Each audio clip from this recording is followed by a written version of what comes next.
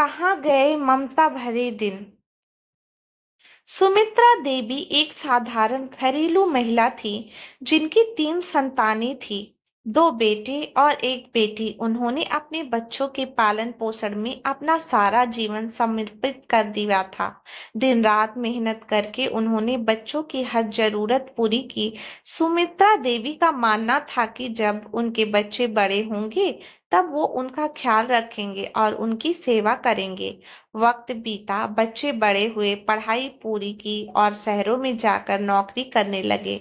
बेटे की शादी हो गई और ससुराल चली गई। अब सुमित्रा देवी अकेली थी और उनके पति का भी देहांत हो चुका था। वो अपने बड़े बेटे के साथ रहने लगी। शुरू में तो सब कुछ ठीक था, लेकिन धीरे धीरे चीजें बदलने लगी।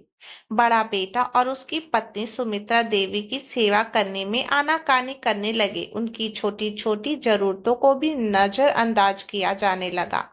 जब सुमित्रा देवी ने छोटे बेटे से इस बारे में बात की तो उसने भी उन्हें अपने पास रखने से मना कर दिया, यह कहकर कि हमारे पास वक्त नहीं है माँ।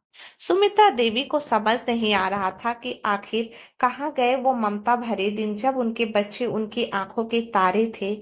अब वही बच्चे उनके लिए बोझ बन गए थे। अकेलापन और उदासी उनके जीवन बन गया था। एक दिन सुमित्रा देवी अपने पुराने एल्बम देख रही थी। उनके आंसू बहने लगे जब उन्होंने देखा कि उन तस्वीरों में उनके बच्चे कितने खुश थे और वो खुद भी कितना संतुष्ट और प्रसन्न थी। लेकिन अब वही बच्चे उनके लिए अपना सारा जीवन न्यौछावर कर दिया, उन्हें अकेला छोड़ चुके थे।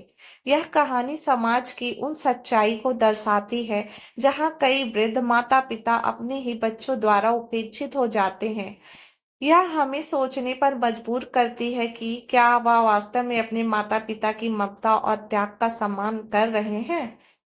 शिक्षा इस कहानी से यह सीख मिलती है कि हमें अपने माता पिता का आदर और सेवा करनी चाहिए, क्योंकि उनका स्नेह और ममता अनमोल है। प्लीज चैनल को लाइक शेयर और सब्सक्राइब जरूर करें।